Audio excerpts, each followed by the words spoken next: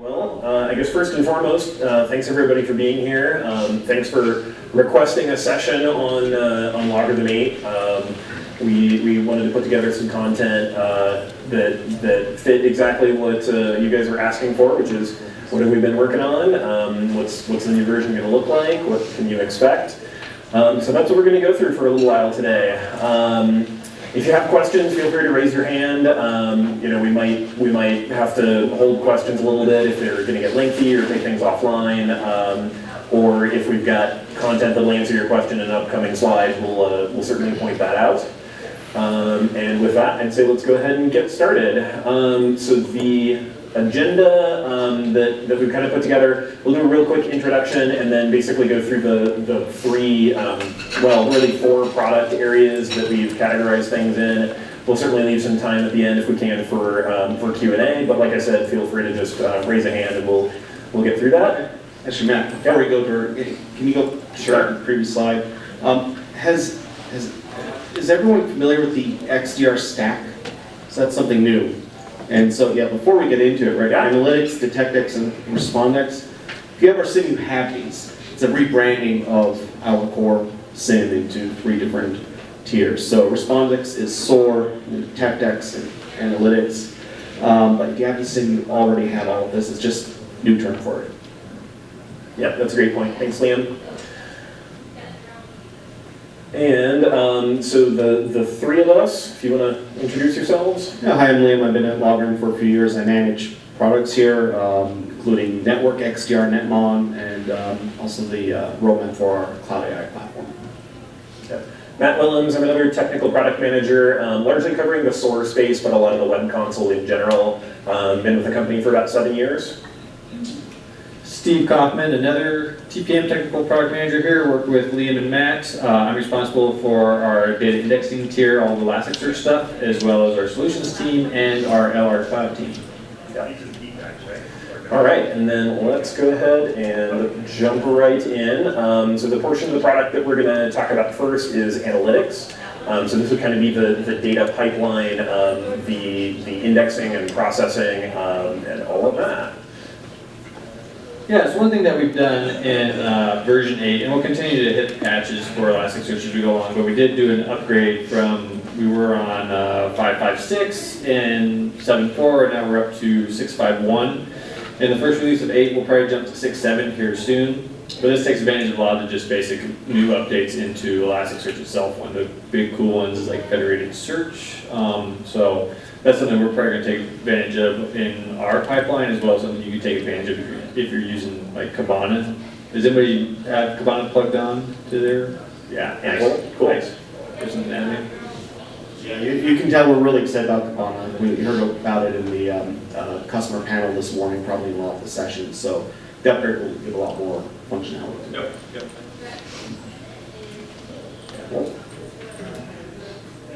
Yeah, and kind of go along with this, those of you who are using Kibana, you probably noticed that not all the fields support aggregation, and you have to set up filters on something to get some visualizations to build out. This is something that we've updated with version 6, so now all fields support. It's text or keyword is the Elasticsearch term, and now all fields support both, so you can do filters or you can do aggregations against all the fields now. So for you who have had frustrations with that, I'm sorry, but it's now updated. All right, we made some major performance improvements to LDS. Essentially now you can scale it up to the same rate as indexing, 20,000 plus per data processor. This has actually been available in 7.4, but was turned off by default. If you're running 7.4 currently and bumping up against any rate limiting in LDS, that's actually something we can help you out with. Just need to get in touch with Bruce on community. So for those of you that are forwarding out of LogRhythm into another platform like a data lake or something like that, this is something that might be advantageous for you.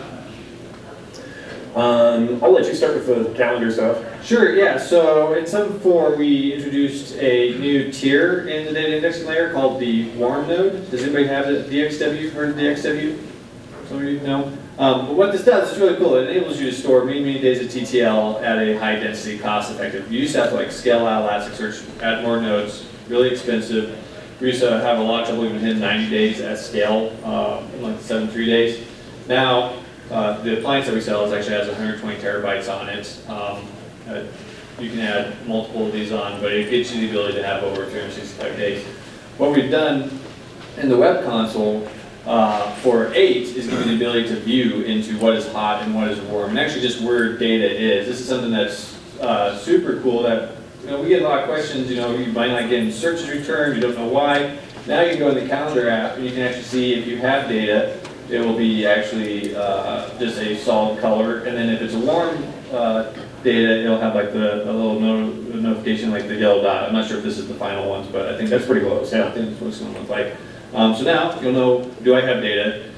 How much data do I have, and whether it's in the warm or hot tier. The reason it kind of matters whether it's warm or hot, the warm is a little bit slower, but I mean, we're talking seconds, not like second look where you have to go do a crazy restore and then switch it. So hopefully this stops a lot of second look use cases that people are using today. How do you transform that? We have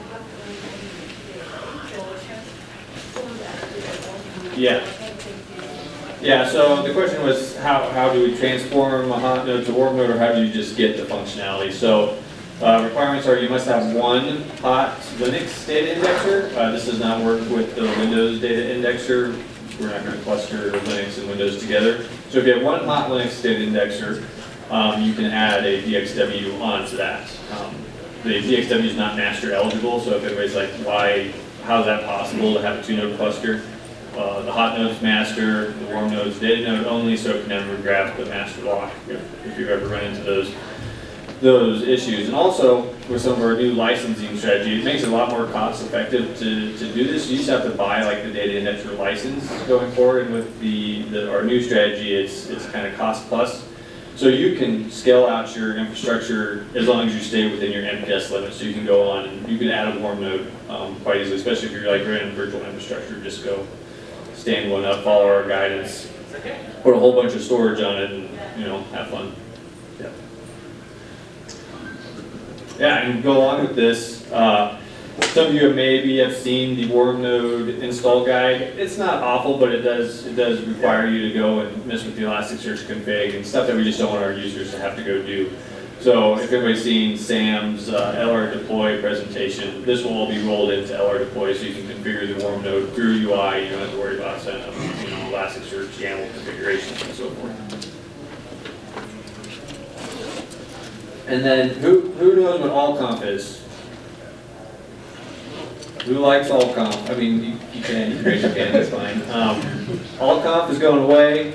We're actually rolling all configuration into one centralized spot, config manager, so you can now configure your web console and everything from one location, from the platform manager, instead of having to remember, oh yeah, I gotta go log onto a data indexer, oh yeah, the username's admin for this one, and navigate through all that. So centralized configuration, no more allconf, no more Nginx running on the data indexers also, so we're just simplifying that a ton more.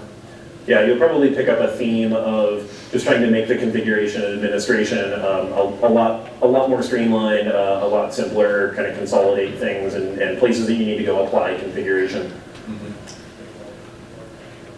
Yeah, this kind of just goes along with it. You can just hit the next one. This is kind of what it looks like. You probably can't see it from here, but if you've been in the configuration manager for configuring your web console, you just got another tab for data indexer. We also have one for Cloud AI that we'll go into later. This actually makes the configuration of Cloud AI a ton easier. Yeah, here's just looking into it more, how it's going to look. The other nice thing is, for those who are familiar with allconf, like the value, like what the configuration is like, sometimes it's a mystery. We had a hard time like actually putting human readable stuff into that configuration manager. And now we actually have a little bit of text to tell you like what the heck does this configuration do before you turn it on or shut it off or mess with it. So. And then this is kind of a thing I can talk about. This is something we did across the whole product line. Who knows that Oracle's starting to charge for Jerry? Anybody notice that? We noticed it too. So we transitioned to Corretto from Amazon and OpenJDK. So now we're pulling all of our updates. And you guys can apply patches whenever you need to the JRE if you need a scan or something like that outside of our release cycle. So we have documentation on how to update the JRE, and we've transitioned from Oracle to Credo, Amazon's OpenJDK. Yeah, and this applies across the entire product, everywhere that we're using Java. Java. Yeah. This one I don't know quite as much about. I know AWS CloudWatch is a big data source that we've been trying to pull audit and event data from. This is another one that was technically released as part of 7.4.3, but didn't really get a major launch, so this was an opportunity that we wanted to highlight this one. So those of you that are on 7.4.3 or above and using CloudWatch, this is something you actually have available today. All right, any questions on the stuff we've been through so far before we move off to the next product? I know we're going fast, but there's a lot of stuff in 8. So. Yeah, we have a lot of slides to go through, unfortunately. Liam, do you want to talk about data centers? Yeah, so actually this has been live for a bit of time already, but we have multiple Cloud AI data centers. We have a new data center in the UK and also support to go pretty much anywhere we can in the world if there's demand, but especially for customers in the UK and some in Europe as well. That makes a lot more sense. Yeah, thank you. Yeah, and we've like Steve mentioned, we've streamlined the configuration needed to get started with Cloud AI. Not much more to say there. It's just better. I think there's a screenshot. Yep. Yeah. So before let's see after. The screenshots. Yeah. Yeah, you just have to log into every single data index, or if you had a huge cluster, it is a pain. Yeah, so that's all moved to the config manager. Proxy support. So we're pretty excited about this. We didn't support proxies before, now we do. Pretty straightforward to configure as well. Yeah, TopX anomalous event widget. This was in 7.4.3 but not launched, so now we're just emphasizing it here. Yeah. Here's the widget. Yeah, so the idea here is that rather than just getting a score for a user, we wanted a widget that would really highlight the kind of outlier behaviors. So you might have a user with 1 or 2 really highly anomalous, highly scored events, and that score was kind of being averaged out of their entire set of activity. So this additional widget just kind of surfaces that score on an event level. Yeah, and you can set that right next to the top anomalous events we have there on the left, top anomalous users we have on the right, so you can kind of see how they interplay. This is what I can talk about a little bit. So the contextualize feature of the web console. Some of you guys are probably aware that if you highlight a user in the web console in that inspector panel on the right, you can see their Active Directory information if they're wired up to Active Directory. So we wanted to plumb that into true identity, essentially. So if you have created identities for your users that might map to multiple Active Directory accounts, what we're now displaying is the true identity information. If it happens to be a user that doesn't have true identity set up, it'll still fall back to Active Directory, and beyond that, the fallback behavior is the same. So for those of you who aren't setting up true identity or haven't yet, you actually won't see any change whatsoever. I think there is an example in here. Yeah, I have an example here of actually what my identity shows in one of our test deployments. So it's got my true identity information, including like my headshot from AD. That would then fall back to Active Directory, and then if you still don't get any information from AD, then it'll show the same thing. It'll say, hey, we didn't find it in true identity, we didn't find it in Active Directory, so the only thing you have to go on there is the username. And one thing to add with this, if anybody's familiar with LR Cloud, one thing that we have a gap right now is all of our Active Directory connectivity, because we're not going to join domains from cloud infrastructure down to your network. And what True Identity gives us the ability to do is now we can get this contextualized capability back into LR Cloud, so we can actually pull in identities and give you that search functionality back. That's a great point. Yeah. All right, this is one of my favorite features, the Lucene syntax helper. So most of you are probably already aware that in the web console you can add Lucene filtering at the widget level and at the dashboard level. One of the pain points of adding those filters is the syntax for Lucene and the field names themselves are kind of hard to get out of the platform to kind of figure out what those field names are. So what we did is build a feature that essentially helps you out with that syntax and with those field names. So if you start typing in a field name, it'll auto-populate that in a drop-down that you can just pick, and it'll fill in the right field name. So it makes it a lot faster to go in and build these filters. So this is kind of what it looks like. I think there isn't a build on here. So you can see, like, in the upper left screenshot, I started typing out command, or COMM, and it's going to suggest things like command and common event. If I go ahead and select common event, it's populating common event name, which is the actual database name, and that's what doesn't really get exposed through the web console today. It also gets plumbed into what we call the known values browser. So all of those normalized fields like classification and common event, your host infrastructure, entity infrastructure, those things all get suggested in that same dropdown. So if you pick a field that maps like common event, it's going to show you, it's going to suggest all the possible common events that can fill in there, and then you can just auto-complete that selection. You also get syntax highlighting in there, so it just helps to parse out that Lucene a little bit. So this guy, the node link graph visualization, we're adding a really exciting visualization to the web console, and I'm actually going to try to show this guy live a little bit. But the idea here is that a lot of log data in LogRhythm contains relationships. It's not just like a single point aggregate like the top user, but it might be a user authenticating to a host. So we have a relationship in that log data. And we wanted to find a way to go ahead and just display that relationship, and we're doing that with a graph widget. So this will be a widget available on dashboards and analyze pages. And the idea here being that I can immediately tell that this user logged into this host, or there's at least a log with this user and this host in common. This guy is very much still in development, so it's this is not quite its final form, but I just wanted to highlight kind of where we're at so far. So I can see from here, this user, Emily, authenticated, or at least has logs in common with all of these other hosts. I can highlight a node to see its relationships. We're working on some of the tooltips and things like that, but I can highlight the network of each of these users. So this is kind of, this was actually a set of data that I pulled off of one of our demo systems. In other environments, it's going to look a little bit different based on what data you have available. So this is just a little bit bigger sample size from there. And then those of you that are familiar with some of the tools that we use for generating data, this is essentially what it looks like when you have a highly random set of data that you're plugging in. Like, it's got an artificial level of entropy, and so everything is connected to everything else, and you end up with a snowball. And that's actually really valuable, because then with this widget on a dashboard, I can kind of get a visual picture of what normal activity looks like what does this network usually look like. I can filter a dashboard, and I'm usually going to see about the same kind of stuff.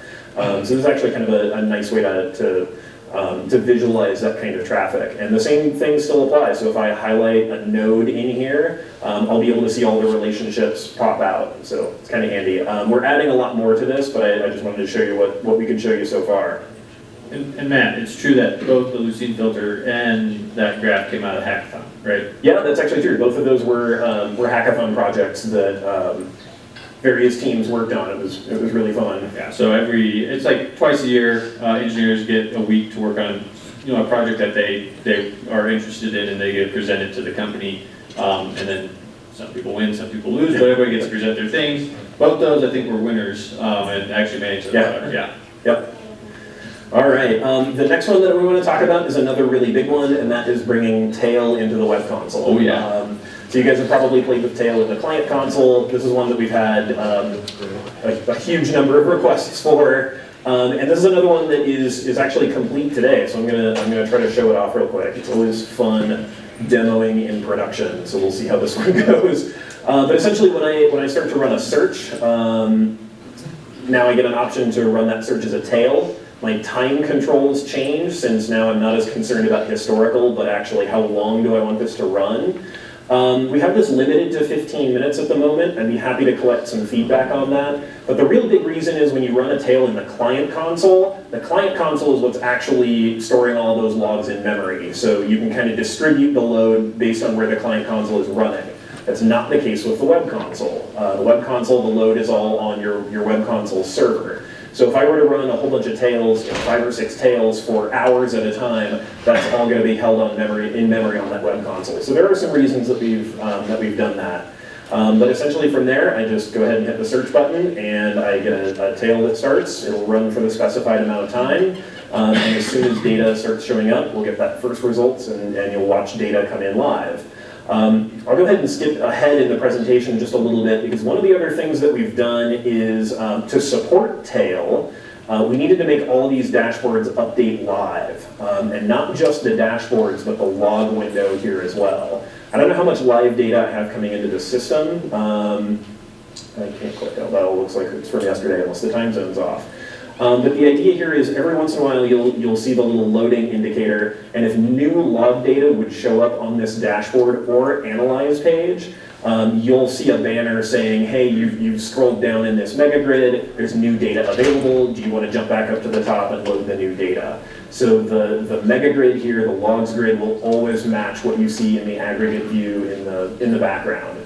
So a couple of really handy features. The other thing that means is, again, those of you guys that have been using the web console, when you run a search, you probably have seen that, especially if it's an expensive search, you'll see the first results. And you can click on that and open the Analyze page, but then it'll eventually finish, and you have to go open it up again to see everything in the mega grid.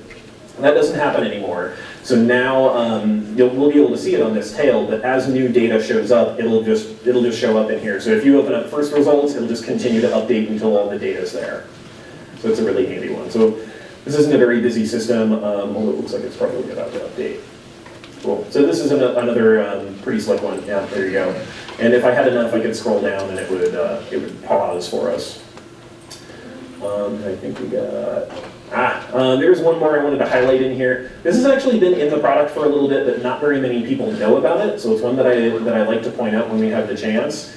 Anytime I'm going to go run a search in the web console, if you're familiar with the client console, it actually starts out with no criteria. So you can just hit search and it'll just go pull back all the data. That works in the web console as well. It's just not the default state. So I can do things like start a tail and just clear this one criteria, and now I'm tailing all log data. I can do the same thing if I just want to specify a log source, start a tail, I'm going to see all the logs coming back from this log source. So it's a handy way to kind of replicate the functionality of the client console in the web console. This one will probably update much more frequently since I'm getting all data. So another kind of handy one. All right, we'll jump back into the slides. All right, and that's actually what we had for kind of the analytics and front-end features. We'll pause for a second. Any questions on that stuff so far? We're going at lightning speed because there's so much to cover in LogRhythm 8. All right, cool. So RespondX, we've got our SOAR functionality. The first one that we wanted to highlight is organizing cases by entity. So this applies to case management. If you've been using case management, you've probably noticed that you can't tag a case with an entity or things like that. Well, now you actually can. You can assign cases to a specific entity. You can then use that entity in filtering. If you need to set up specific widgets, if you need to measure metrics by entity, things like that, that's all supported. Along with that, we're also supporting access restrictions. So I can do things like set an entity on a case, and then if I have restricted users that don't have visibility to that entity, they won't be able to see that case. So another handy way to kind of plumb through the restrictions. There's a side effect of this one, and that is that we needed a much better way to actually do collaborator management in case management. So rather than just having that pick list of users that you can add as a collaborator that wasn't filtered in any way or anything like that, now there's a button to open this Manage Collaborators dialog. So you can see we've added this button rather than the drop-down menu, and you'll actually get a dialog that lists all of your possible collaborators. If you yourself, or if it's a restricted user that's using the product, they'll see a filtered list. They will only see other potential collaborators that they would have permission to see based on their entity mapping. So anybody that you select in the list on the left, they'll show up as collaborators on the right. You can still use notification groups. So if you're using groups to populate like tiers of your SOC or specific customers, you'd be able to quickly add those groups of users. Same rules apply, so if I have visibility to a notification group, but not all of the users in that group, it'll only have the users that I would actually have permission to see. The other nice thing about doing it this way is this is all transactional. So I can go propose a bunch of changes. I can add a bunch of collaborators, reassign ownership, remove the existing owner, all of that kind of stuff. And then when I hit OK is when it actually gets applied. So it had been the case that if I added a group, all of those users were added instantly. And if I needed to go back through and remove some people that shouldn't have access, for a very brief amount of time, they actually did. Another one, this is not specifically LogRhythm 8 related, but it's one that I wanted to highlight in here. Actually, just today or yesterday, TIFS 192 was released. So the big stuff in the 1.9 release train, the really big one is Stix Taxi version 2 support. So there are a handful of providers out there already that are using Stix Taxi 2. I think one of the big Stix Taxi MISP plugins already supports version 2. It's JSON based rather than XML, much more performant, easier to filter. It's really handy. We added support for collecting sticks via flat file or HTTP rather than via taxi. There are a handful of providers that do this. It's not quite in line with the Stix Taxi protocol, but it was common enough that we wanted to add support. We did go ahead and add some new providers. Abuse.ch kind of rearranged some of their feeds, so we removed a couple and consolidated those under URL house. And that's kind of the sort of feature set for LogRhythm 8 as we have it so far. Any questions before we move on to some of the administrative changes? Good so far. All right, interrupt me if you do run into questions. All right, when you guys want to hit LR deploy a little bit? Sure, I can. How many people saw the LR deploy demo? This is Cool. great. Excellent. Right, yeah. So I'll go brief on it, but essentially, how many people have ever hit an issue upgrade? LogRhythm. Anybody? That's weird.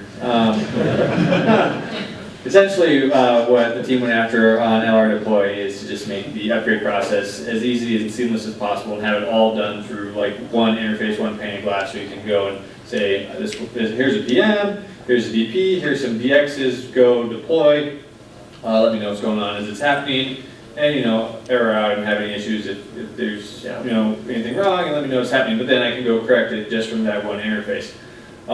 This is honestly, even for us internal employees who install productivity, this is quite game-changing, where we can quickly just spin up and configure like a distributed system with ease instead of like blocking off an afternoon. Yeah, I think Mario and Sam probably mentioned it in their session. They are rerunning those sessions right now, so if you're not familiar with this one, you want to find out more, they're having a session that you can see after this. The one that I always really like to highlight here is you'll be able to set up the LogRhythm deploy server and deploy its minions before you actually start the upgrade. So nothing is offline until you hit the button that says go. It'll do all of its staging, it'll push out all of the installers, all the binaries ahead of time, and it'll stop if there are any errors before it has taken a single service offline, and only then will it actually start to bring everything down and run the upgrade. So that means it's doing all of it in parallel, so it's taken the time to upgrade a large deployment down by huge numbers. Yeah, and I mean, you said it, but I just kind of want to stress it, is like they are now pushing all the packages to all the different servers that you need to. I know anybody that's upgrade like a large server, you're on your GPs, you're putting the installers over there, you go STP them over to your DXs, maybe you remember to run SQL upgrade. SQL upgrade is still a separate thing for now, but that'll be rolled in. But now you don't just have to have like a bazillion windows open, go in between them, hoping that everything's on the right version as you're going along. Yeah, and for those of you that manage multiple deployments, any of the partners, even if you have a really large deployment, one of the other advantages here is, once again, this was all API first development. So there's REST APIs behind all of this stuff if you need to be able to do some of this programmatically. What was that?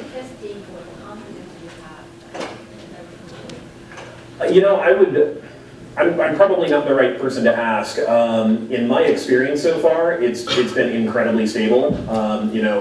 So we actually were talking about LogRhythm 8 at Rhythm World last year, for those of you that were here, and it's one of the reasons that we've held on to it for this long is we really wanted to make sure that it is at least as high of software quality as 7.4. Since that's been an incredibly stable release, we didn't want to regress in any way from 7.4 to 8. So that's essentially what we've been doing is bug hunting, bug bash, and making sure everything there that we need to is cleaned up before it actually hits the door, before it gets released. So LR deploy, because it's a whole new pattern for deploying the system, has gotten a huge amount of attention. We've had our support organization just doing their own deployments internally in labs and things like that, just to run into all the error cases they can find. Yeah, we have 220K deployments in development that we've been stressing LR deploy against to get that updated. Yeah, over 40 boxes. All right, so quick note on centralized metrics. Centralized metrics has been around for quite a while. I think that started in 7.3. We made some improvements in 7.4, and now for 8.0, we're kind of putting the final nail in this one. Anybody that remembers the vitals statistics on the DX, that's actually gone now, and it's gone because we've moved all of those metrics into centralized metrics. So the last handful of services that weren't pulled in there, now they're being collected. The other thing that I like to highlight on this one is all of the Windows performance counters for every LogRhythm service are being collected by centralized metrics. There might not be a dashboard for it, but they're all there. Another one for those of you guys in kind of the DevOps environment or managing multiple deployments, we're using InfluxDB to store all of these metrics. InfluxDB has a great API, so if you need to further centralize these for managing multiple deployments and things like that, it's all there. So it's a great way to get kind of a comprehensive view of one or more deployments. So a handful of highlights on the metrics we're collecting and some of the pre-built dashboards that exist. We're anticipating a lot of traffic on community for sharing dashboards for deployment monitoring and things like that. Yeah, if there's any input on dashboards or anything like that, we don't only build these for development and support, but also for customer consumption now. So yeah, definitely give us feedback. All right, we made a couple little changes to the license report to some of the support some of the new work that we've been doing around licensing. We just wanted to make it even clearer kind of what some of the items in the license report mean, as well as add entity support into that license report. So now you can really easily tell things like what MPS is available, what's being consumed, and how the agent mapping is across entities. If you need to distribute things, once again for partners is kind of a key one is just keeping track of volume per entity and the number of agents assigned in each entity.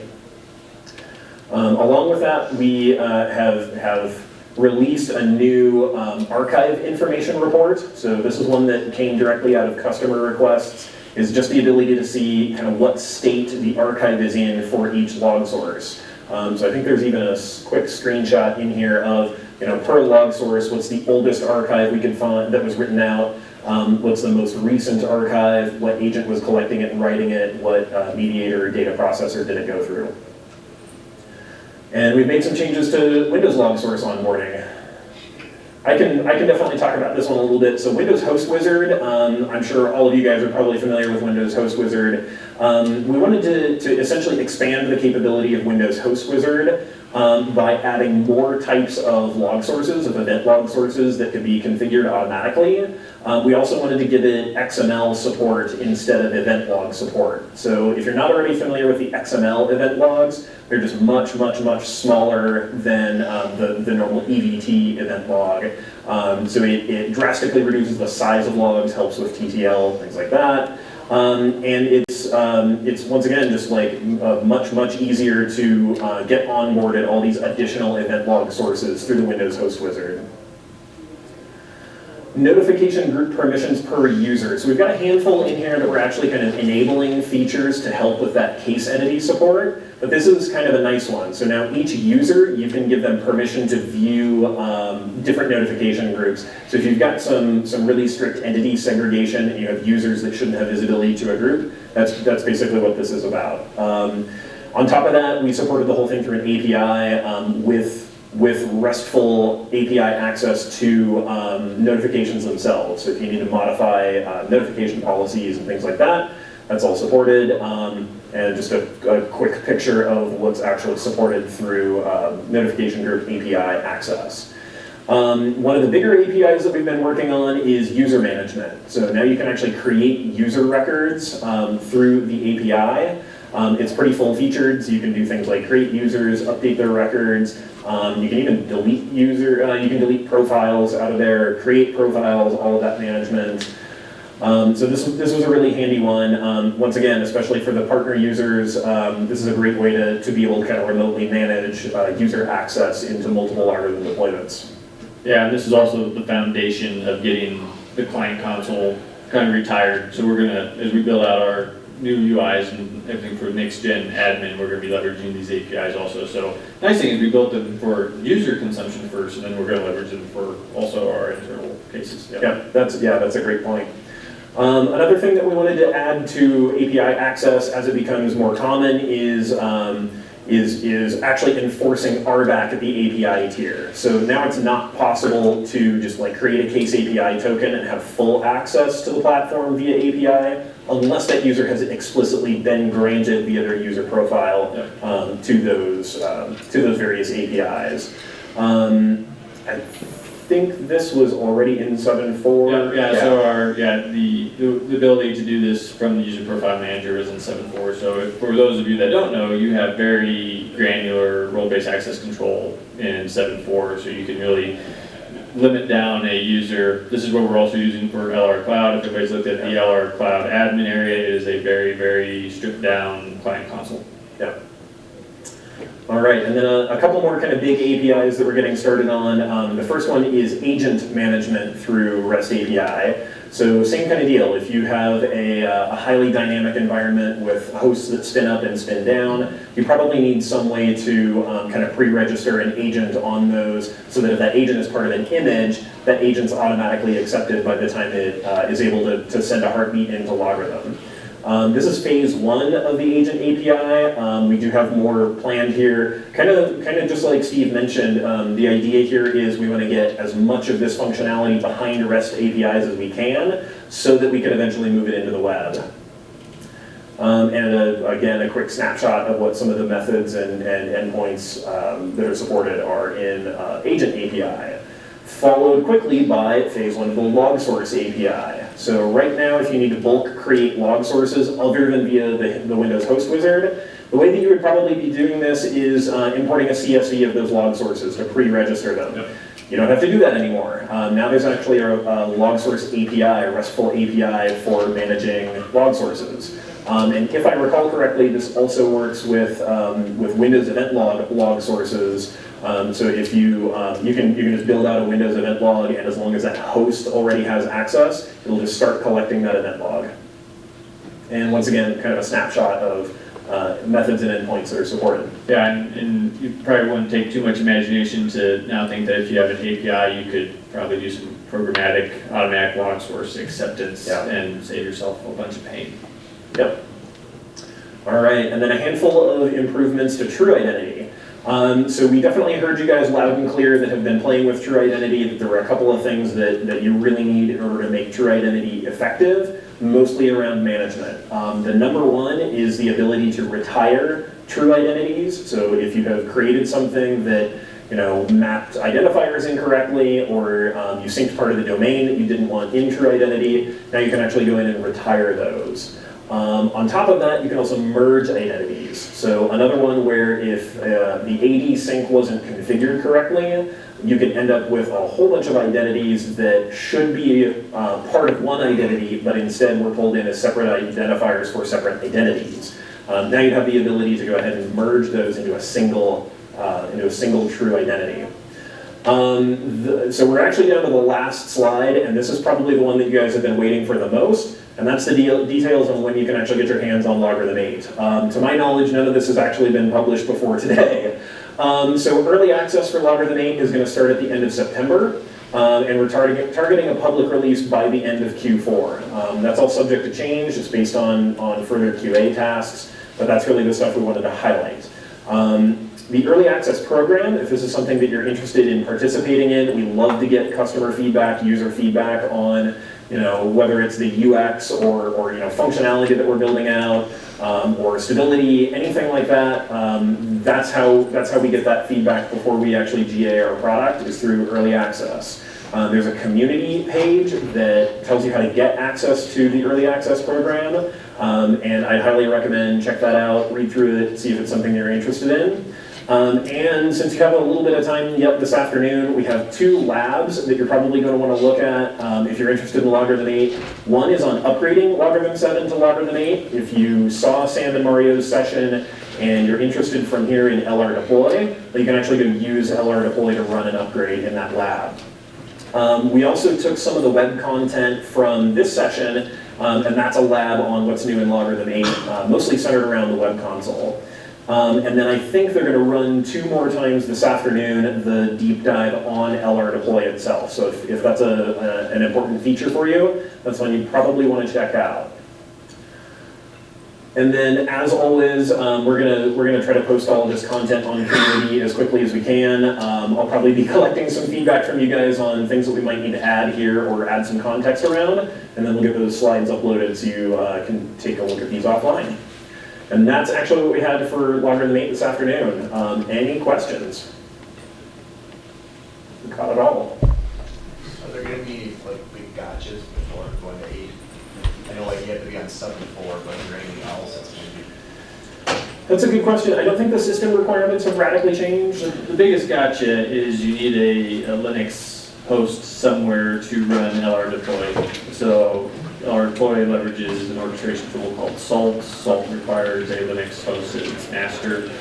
You just need a very small VM or something somewhere to run deploy from. That's probably the biggest gotcha. Yeah.